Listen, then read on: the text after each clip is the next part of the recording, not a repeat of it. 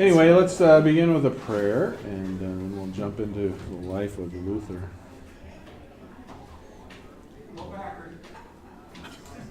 Gracious God, we give you thanks for patriarchs and matriarchs, for brave and courageous disciples who must have wondered about and questioned their own motives and discerned whether they were building up the church or tearing it down. We give you thanks for their courage and pray that in today's world you might raise up disciples who are willing to do that same work, to reform your church, to give themselves into its death and its rising that comes about by your hands. Where our church today needs to die, we pray that you would lead that process. For we know that in dying there is also resurrection. And so where our church needs to be raised up, we pray that you would do that work. And through that work, bring about a church that is renewed in its faithfulness and in its courage to follow you, as Pastor Zach preached this morning, to follow you, to heed your words, and to follow where you lead. We pray this all in Jesus' name. Amen. Exciting prayer. Come on in.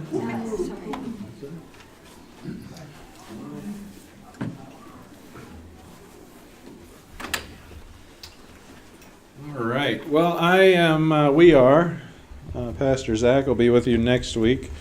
We're basically following a book titled Luther, the Reformer, the Story of a Man and His Career. It's written by James Kittelson and is still used in seminary today, published by Augsburg Publishing House, looks like in 1986.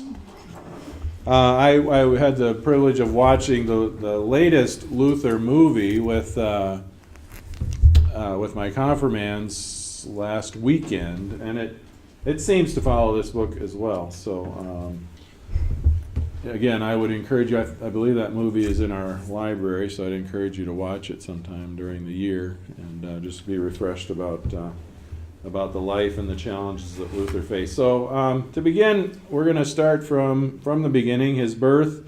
His birth was a birth of little significance, really. He was born of peasants. His father was Hans Luther and his mother Margareta. I've got a picture of them in the book here that I think is interesting. Renee and I we were in St. Louis.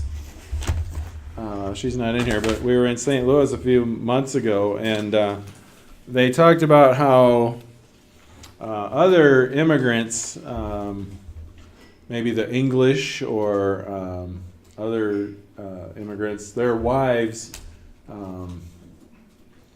were more about the housework and so they had time for needlework and other crafty kind of hobbies or whatever. Whereas the German wives, we were visiting a German village, the German wives were out in the field alongside of their husbands, shoulder to shoulder working with them in the field. And I think you can kind of see that in this picture of Luther's mother, Margareta. She looks a bit like a hard woman, doesn't she? She's got a hard face, and she looks, in this picture, she looks very strong, I would say. His father looks like he could have used a haircut. Maybe that's just that. Maybe that's my own. She looks no nonsense. Yeah, for sure. She looks like she's 102. That's a good question. How many children did she have? Do you know? No, I wondered that myself, because the book doesn't talk anything about Luther's siblings. It mentions that he's the second son, but it doesn't really talk anymore about the family really. So His mother looks much like the women in the painting titled The Gleaners. oh, yeah. interesting. Mhm. Do you know who the author of that or painter is? No, I don't. Okay. It's because of women out Oh, doing what had to be done Yeah. to survive. sure. Might Yeah. be Vermeer. Oh, really? All right. So these are his parents. What? They work so hard. Yeah. Luther, Travis told a story a week or so ago about perhaps Luther changed his name, but from what I can read, the LUDR was the local dialect, whereas the Luther is more of the English translation. So. Actually, the Luther is Latin, the TH. Oh, his that's Latin. name. That's his Latin name. Okay, that makes Luther sense was the then. German. Okay, Yeah. thank you.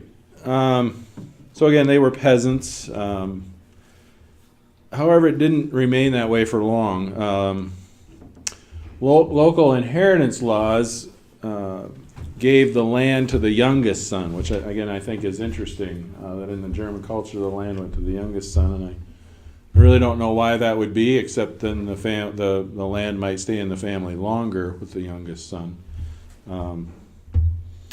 But again, Luther was the second son, so he was forced to make a choice. He could basically be a servant for his younger brother, or he could move on, and so he did choose to move on. Actually, we're talking about Luther's father, so he was forced to move on, and he went from Mora, which was the family village, to Eisleben before Martin was born. So Martin Luther was born in Eisleben, Germany. He was born on November 10th, 1483. And I've got a handout, although I didn't get it copied this morning, but I've got a handout for you with a list of dates and that sort of thing that I will give to you. I will have Pastor Zach get that to you next week. So Hans is described as a loyal and a right-thinking man who tended to do the right things. That would be both business-wise and family-wise and spiritual-wise. He took Martin to the Catholic Church the same day that he was born, November 10th, so that he could be baptized. Infant mortality rates were 60% plus, so they not only feared death, but they feared that an unbaptized child would be condemned to hell. So, do we still think that way today? Boy, I hope not. Yeah. I mean, that's not my understanding at all. I think, though, there is that thought in our culture that we need to get our baby done in case something happens, right? So I think that's still out there a bit. Luther was born on the feast of St. Martin. Again, so his father named him after that saint. So again, you can kind of see just in those couple events, you can kind of see a man who was involved in the church, committed to the church, focused on the church, I would say. So their second move then was from Eisleben to a town called Mansfeld, and that happened before Luther was 1 year old. And his father went there to work as a copper miner, which was a dangerous job. There were landslides and cave-ins. Water could suddenly rise, and you were a goner. The upside was that within 7 years, Luther's father had started his own enterprise in the copper business. And by the time Luther was 25, younger than 25, his father had a stake in, numbers differ, but it seems 4 to 6 mines and two copper smelters. He was in business with some other men. And so the family became I would say quite wealthy for their day. They rose up, which was kind of unique, kind of unusual for that day and age.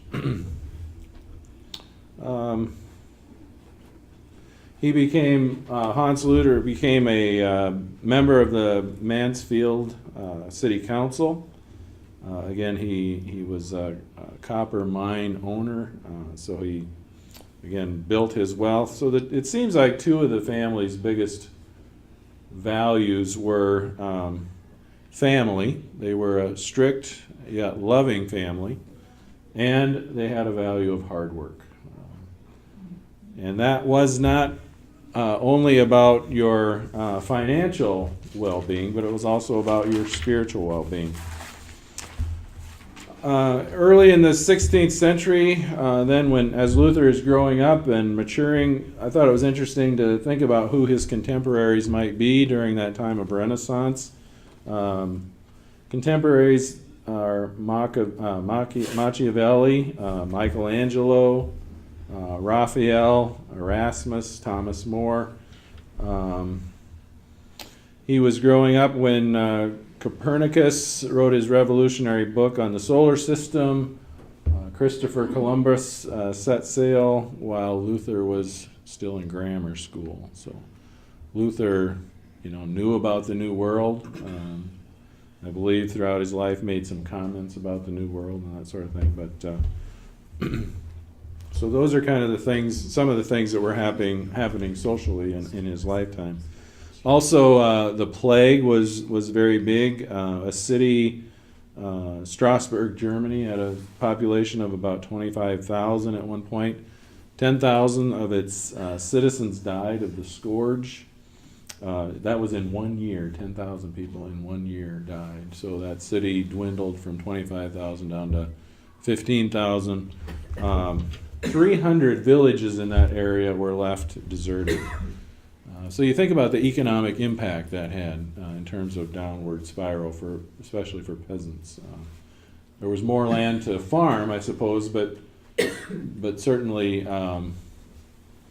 that didn't pay very well. And it also had an impact on those who were ruling. It had an impact on the church. The church owned most of the land in that time, and so the peasants would work for the church and the government, which were in some ways one and the same. So it had a great economic impact, downward impact on the church.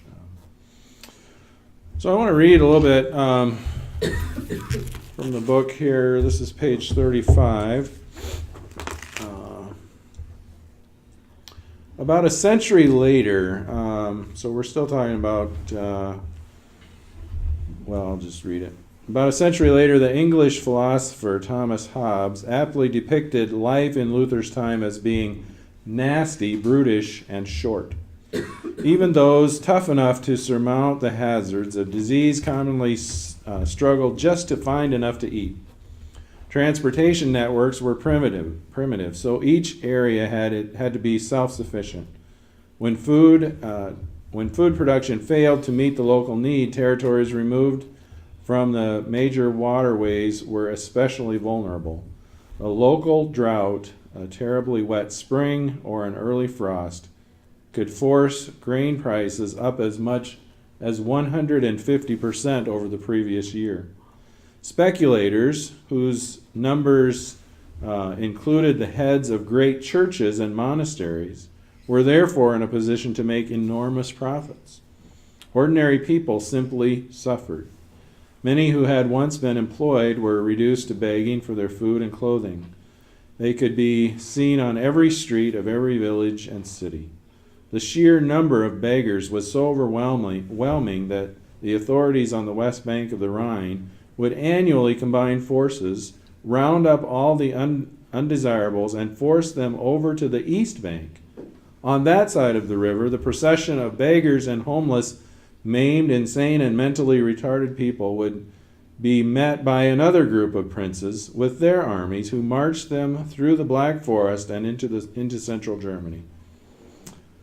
Think about that. The horrific conditions of those who were pushed aside. But the constant flow of society's outcasts never stopped. A year later, the authorities would start the whole process again. In one respect, life at the turn of the 16th century must be painted in even darker hues than these. It was not just the times that were hard. The people were hardened by the world in which they lived. Many were so exceedingly violent. German peasants were far from being placid workers of the land. They quickly exercised the right to feud, and they continued to do so for another 150 years. When they had real or imagined grievances, they sought recourse, not in the courts, but with their fists, their knives, and their clubs. Wow. So who wants to return to the good old days? And those are different from what's going on now. Laurel raises a philosophical question. Not a bad thing to do. Well, I want to talk a little bit about Luther's education. He began his education in the town school in 1497. He went to Magdeburg for his continuing education, and then he went to Eisenach in 1498. And then in 1501, he entered the University of Erfurt. So it wasn't until those days that his life became a little bit easier. It was in Eisenach, when he was in, I think that was secondary school, that he impressed Mrs. Schabel. And she was the wife of a wealthy merchant, and so she arranged for him to be housed with a family member, to take his room there, and then he took his meals with another family member, and the assumption is that he then tutored that family's children in exchange for room and board. It suggests, though, that this was a time when life became a little bit easier for Luther.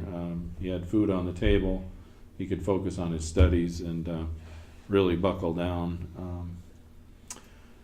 A couple names of teachers that finally kind of sparked his imagination: John Trebonius and Wiegand Gelden-Numpf.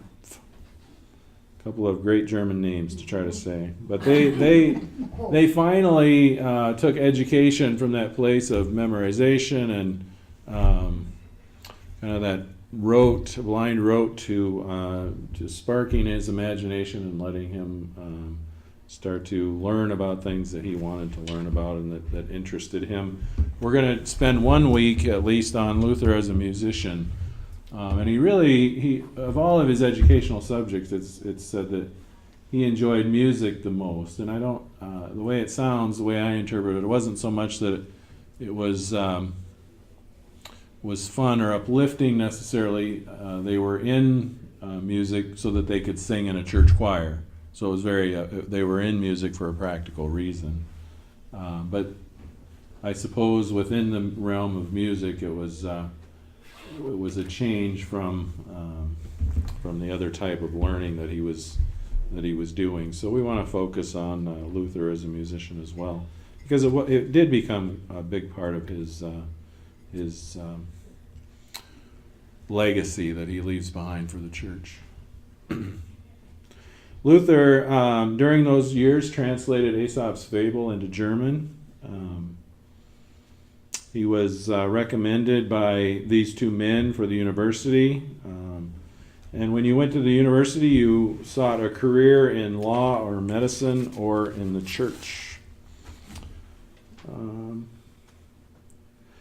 So the book talks about spiritual security, and it suggests that the religion practiced by the people in the 16th century was much like the world in which they lived. They struggled to gain spiritual security just as in their daily lives they struggled to achieve material security.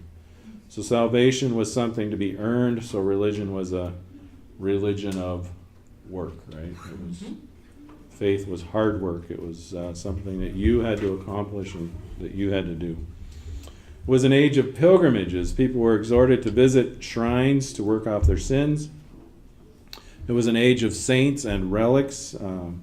Praying to or venerating their relics would atone for individual sins.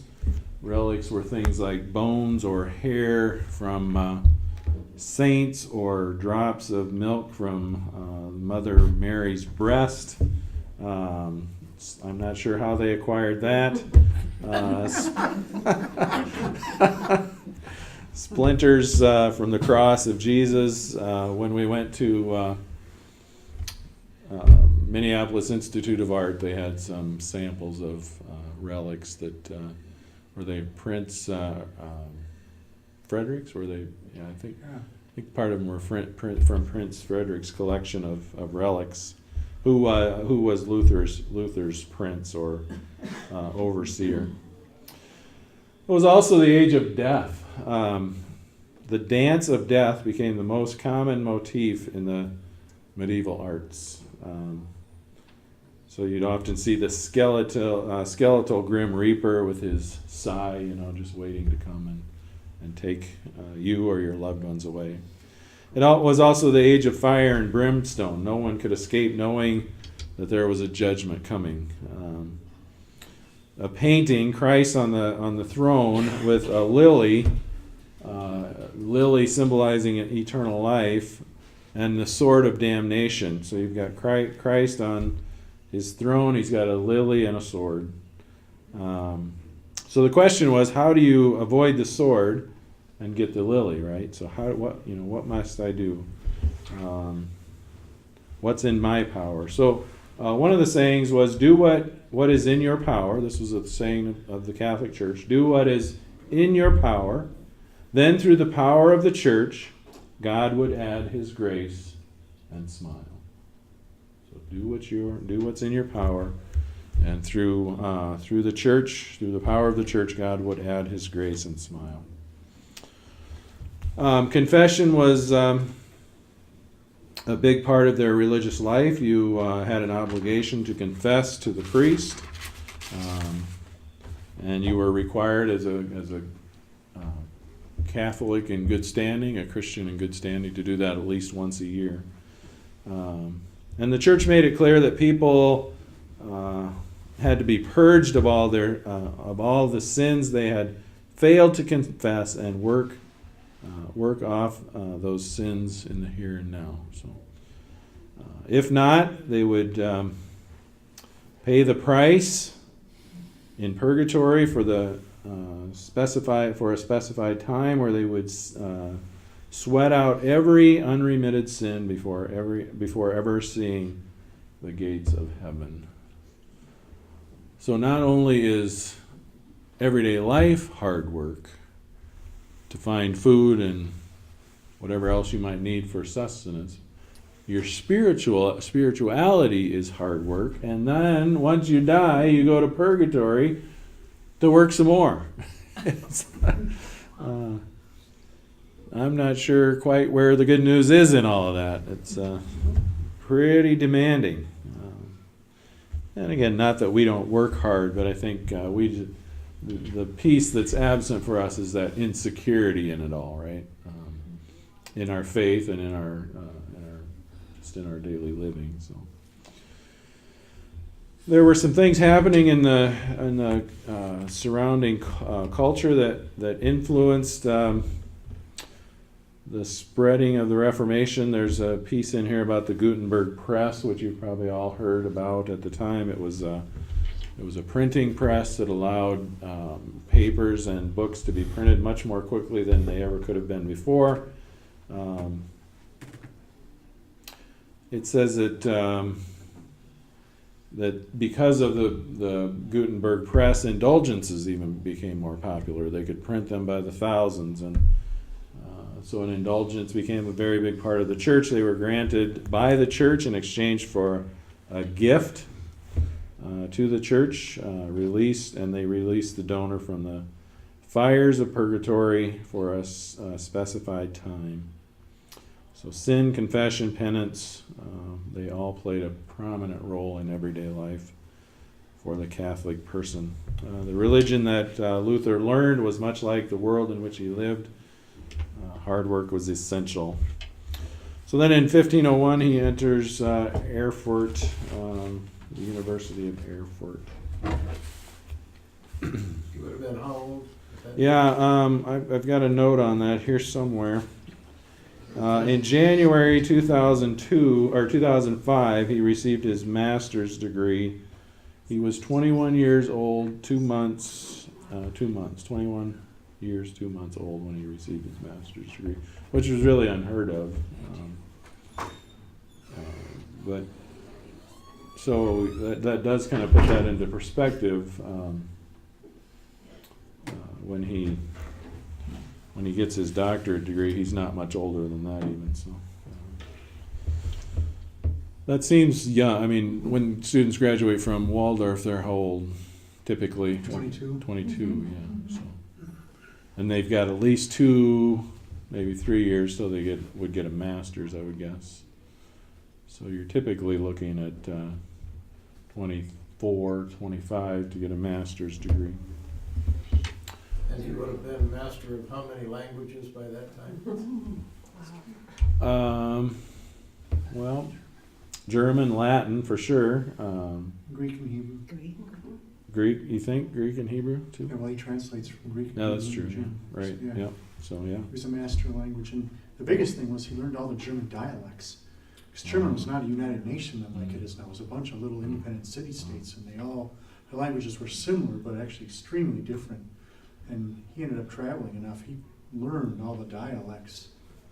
I've heard of High and Low German, but that's kind But of this is still very different than that. High and Low German are really not even they have a hard time cohabitating, is my understanding. Right. So it's like 2 different languages. Yeah. And then there's more dialects than that, you're saying. And yeah, there were. So you could go from some parts of Germany to another and really not even be able to understand what they were saying. Wow.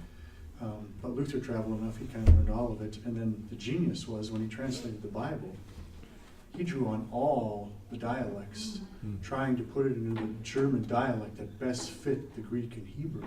Okay. And then those Bibles got printed and distributed all around Germany. And he is really the reason we have the German language we have today. He unified the language. And he's called the father of modern German Okay. because of his Bible. Brilliant. Yeah. But I mean, that's the kind of impact he had. That's a big impact. He's been listed on a number of charts that suggest he's one of the top, 5 influential people In all of history. in all Yeah, of all history. history, Yeah. All right. Well, so he enters the university, Martinus Luther de Mansfeld of Mansfeld. So again, just kind of in relation to what Jim was just asking about his age, university statutes required that a student be enrolled for at least 1 year before they presented themselves for their Bachelor of Arts degree. Luther received his degree in 1 year. Statutes also required a minimum length of time before one could take his master's exam. He did that in January of 1505, and he passed the exam second in his class of 17. So, again, bachelor's of arts and master's degree were typically for medicine, for law, for theology. Basically, your liberal arts degree was made up of grammar, rhetoric, and dialectic. And then you add, the university would add to that arithmetic, geometry, astronomy, and music. So those were kind of the disciplines that Luther was educated in. So at that point, what was his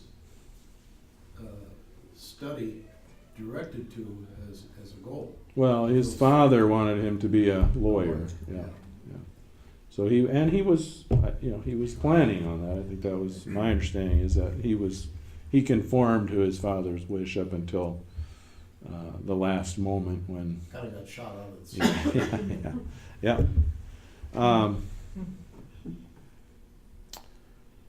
So it suggests also that university education in the late Middle Ages inclined the student to ask questions, to pose them carefully, and to seek answers with tenacity, and certainly Luther followed that.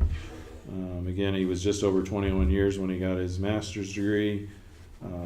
Again, Hans wanted him to be a lawyer, but we have the famous story of the thunderstorm. He had actually taken a leave of absence from the university to go back home, So some speculate that he took that leave of absence in a time of discernment. It was so on his way back to university after being home, there was a thunderstorm, which, I mean, we don't typically think of thunderstorms as life-threatening, but again, he was probably walking out in the middle of who knows where, and lightning, he felt his life was threatened, so he prays to Saint Anne, "Saint Anne, save me, and I will become a monk."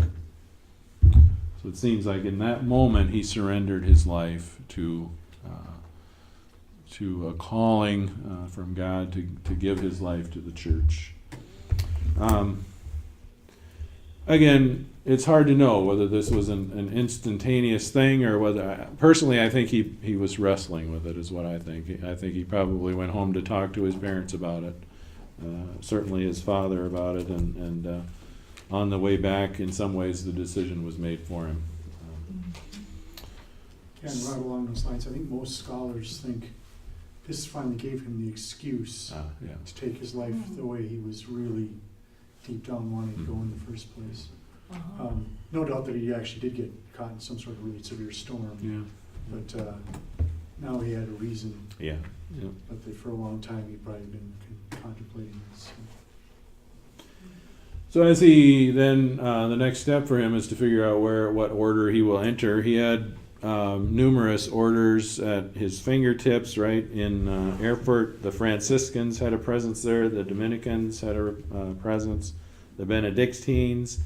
Luther chose to enter the Order of the Observant Augustinian. And he resided in the Black Cloister on the left bank of the Gera River as you look downstream. And I don't know if that monastery is still there or not. Be fascinating to visit that. As it's described in the book, it doesn't sound like a real pleasant or beautiful place. It's described as when you enter the sanctuary doors, you have a long sanctuary that's seated about 300, and as you're walking from the back of the church to the front, if you turn, I think you took a, I don't remember if you took a right hand or a left hand turn, but just before reaching the chancel, you would turn and pass through a door that entered a space called Kreswig, which means the way of the cross. It was an inner courtyard that was covered and arched, covered an arched portico. It was about 20 paces each side, so maybe 60 by 60. It set the mood for meditation and contemplation. Beyond that space was a common area where the brothers took their meals, and on the second floor there are cells. They call them cells that were about 3 feet wide by 7 feet long. Most of them did have a window, thank goodness. But the Black Cloister was named for the clothing that the monks wore. Again, it was located on the edge of the city center. It was richly endowed, and its members were freed from physical labor to spend their time on the more important business of earning spiritual benefits for themselves and others. Along with many others, this is a quote from Luther's writings, along with many others, I myself have experienced how peaceful and quiet Satan is inclined to be during the early years as a monk. So it sounds like the first couple of years of being a monk were pretty easy for him, in the sense that he no longer had to fight for his food or wonder where that was coming from. His financial needs were met. He could spend his time in prayer and in learning. And Satan was pretty quiet at that point in his life. So again, in the cloister, life was regulated. They would wake up about 2 a.m. and that was their first worship service for the day, and there were 6 more to follow. So we're late in getting started. We've had our first one at 9:15, and how many more are we going to get in during the day? So his first Mass, again a quote from Luther, he says, "If anyone could have gained heaven as a monk, then I would have been among them." A bit like Paul's own writings, right? Paul says if, what does Paul talk about? Tribe of Benjamin and a Pharisee. Yeah. According to the law. I was first blameless. among many. Yes. Yep, blameless among the law. Absolutely, yeah. So that's exactly what I was getting at. But if anyone could gain heaven as a monk, then I would have been among them. But his first Mass then was held on Cantate Sunday, and I was going to look that up, but I didn't get a chance to do that. Anybody know what that means? We'll have to look that up for next week. But Cantate Sunday, 1507. Again, a little more than a year after entering the monastery, he was allowed to preside over his first Mass. And again, that was in part because he had moved through this time of being a novice. Again, a kind of a time of testing, the way it sounds to me, to make sure that he's not going to return to the world. He'd moved through that fairly quickly. It demonstrated a high-mindedness in his purpose, which was necessary to becoming a priest. So he continues that journey. His first Mass wasn't pretty. He was filled with anxiety. It was a time when family would come. His father did come, and again, Luther was so anxious about it. And yet, the Mass was kind of seen.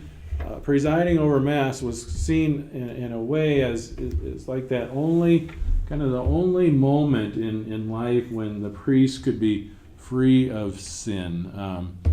Priests, I don't know that they were required to do a special confession before Mass, but it seems like it was strongly suggested that they do a confession before Mass, and then move right into Mass where they preside over this event where the wine and the bread are turned from wine and bread into the body and blood of Jesus, as seen by the Catholic Church. And so again, I want to read a little bit from the book this morning, page 54.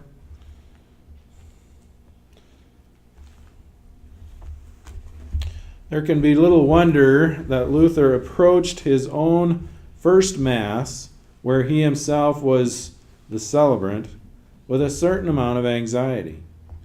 Even though Mass would be valid without respect to the status of the celebrant's soul, it was customary for a priest to make a special confession prior to the service.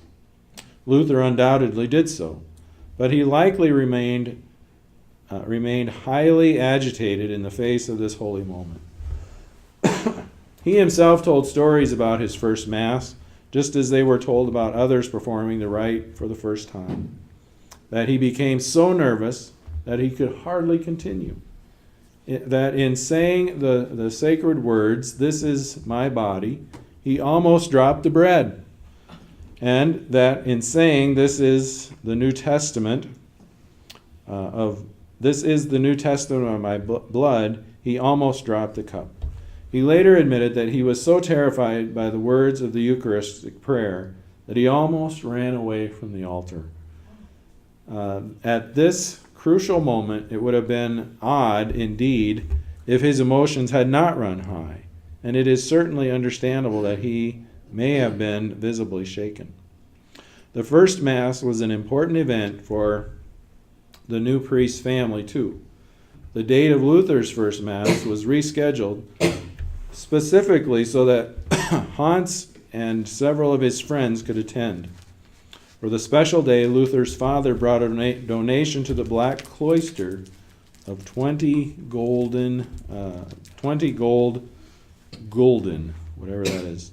It's a lot of money, though. It says only princes or the very wealthy could have afforded to give more. So a great banquet followed. This occasion was likely the first time that father and son had been together since their talk just before the thunderstorm and the vow. The conversation showed that some wounds had not yet healed. Luther returned to the old issue. He said something to his father like, "Well, now isn't this better for you than my being a lawyer?" Hans's reply was a verbal body blow that Luther never forgot. And it's in quotations. "Have you not heard the commandment to honor your father and mother?" Brother Martin had forsaken his family to become a priest. Again, that can be portrayed in a couple of different ways as if it split the family, but again, from what I understand, is Luther's father was loving and supportive. After he had entered the monastery, I read someplace that his father sent him a letter just telling him how proud he was of him and that sort of thing. So strict and loving at the same time. And a large gift support suggests Sure. there was some support for these two too. Yeah. Who's writing this account? Yeah, this is James Kittelson, a book Who is? called Luther the Reformer.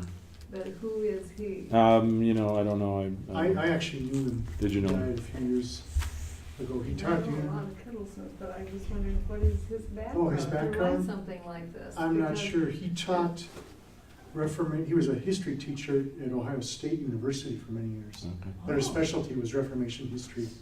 And I actually took a class from him one summer. He came and taught at Luther Seminary and did a 3-week course on Luther's spirituality. And I went and took that when I was a pastor in Virginia, Minnesota. And It sounds so but then objective.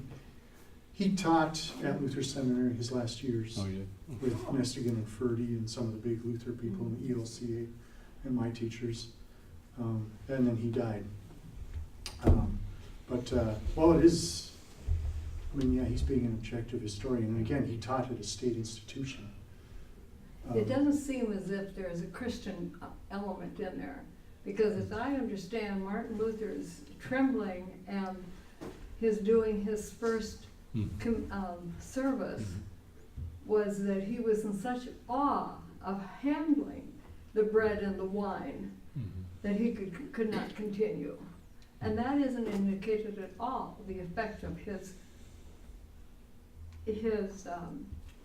what should I say, his friendship, his relationship with the Lord. I think it kind of is in there. I mean, yeah. With Well, him, it's I the mean, it sense does. of, but What he was if you reading. actually read Kittelson, it's Yeah. that he's going to speak these words, the sinful man he is, and somehow that God is going to use him to make this the body and blood of Christ. Yeah, he was in awe. I think it's in there. Yeah. No, not in that. Maybe not in that little part, but I think it's in there. But yeah, it's kind of in there. Yeah. If you, yeah. Do we have the book in the library? I can't read you the whole book.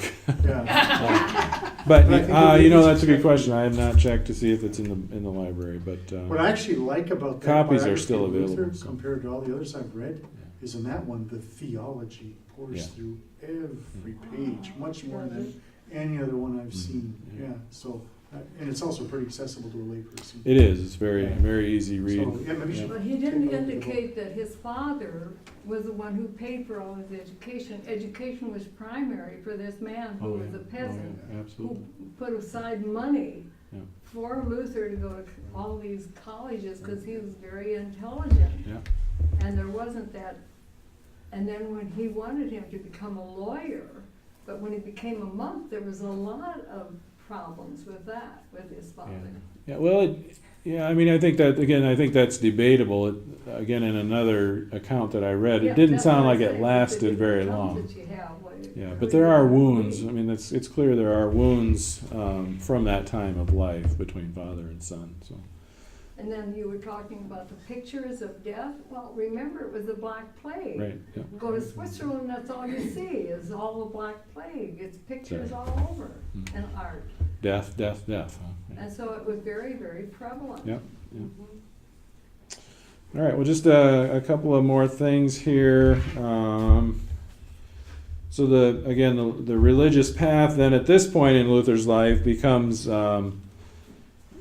he's free now to enter into a deeper, I don't know, you could call it spirituality. You might also call it a pathology.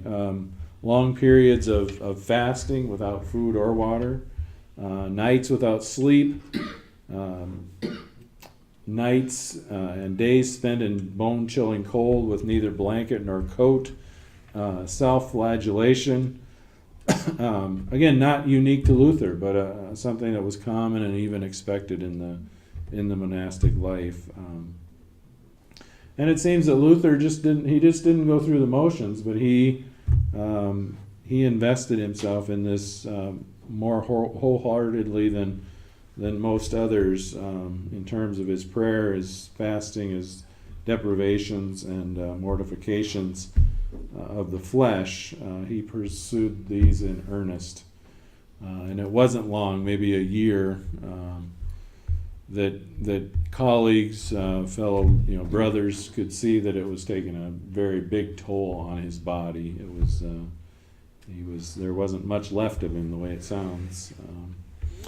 One part of all of this that Luther came to despise, though, was the sacrament of confession. It seems as though monks and nuns were encouraged to confess their sins almost as soon as they committed them, and it sounds like confession in the monasteries was different than it was in the churches. They were encouraged to explore, almost their psyche, their secret sins, and this just drove Luther into despair, and so he really came to despise the whole sacrament of confession, because it seemed to open up doors for the attacks of the devil on his spirit, and it just kind of drove him. It almost sounds, and I've heard conversations about the question surrounding Luther's mental state throughout his career, and it seems to me like this might be one of those times when he was really struggling with his own sanity. But I'll read you another section of this. It's titled "Attacks of Doubt." So Luther's strong feelings about monastic confessional practices can be seen even in his address to the Christian nobility of 1520. In the midst of discussing reforms that the princes should carry out, he declared that the abbot of a monastery has no authority over secret sins, even if they should be the worst sins that ever are or can be found. In retrospect, Luther insisted that such probing into the heart lay too grievous a burden on sinners. In his own case, the awareness of secret sins nearly drove him to despair. Yet, the searching out of every failing was an integral part of monastic life. This process and the feelings that arose from it were so common that monks all over Europe had slang terms for it. They called the feeling of regret being cloaca, literally in the toilet or in the dumps. The temptation to despair was called the tentatio. I can't read the Latin. So someone who was afflicted with it was said to have the tentations, or a case of the scruples. Anfechtung was what Luther later called this grinding sense of being utterly lost. By it, he intended the idea of swarming attacks of doubt that could convince people that God's love was not for them. Later, he considered this sense of being irredeemably evil to be the work of Satan, who sought to make a Christian's sins, doubts, and anxieties too much even for the grace of God. At such moments, just the rustling of dried leaves in the forest sounded like the legions of hell coming to seize one's soul. This tension between trying so hard to be holy and knowing that he was not led Luther's own confessor and spiritual guide to say on one occasion, God is not angry with you, but you are angry with God. He urged Luther to look at the cross for the assurance he so desperately sought. But whenever Luther did so, he could see only the sword coming from one side of Christ's countenance. He could not believe that his own efforts would ever please God, or that there was ever enough in him to make the slightest contribution to his own salvation. Living as a monk and extending all his efforts on the search for salvation simply made the prize all the more difficult to grasp. So that's Luther in his despair, his moments of despair. Does that kind of get at what you were talking about, Ardell? Kind of that deep desire to please God and yet never being able to. And there are a lot of Catholics who believe that, even to this day. Sure.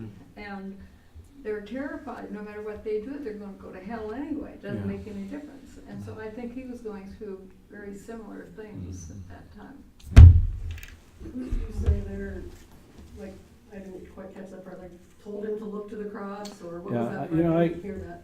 This is really well done in the movie, and I can't think of what. Do you know who his spiritual advisor was at that point in his life? Von Staupitz. Von Staupitz. Okay. Yep.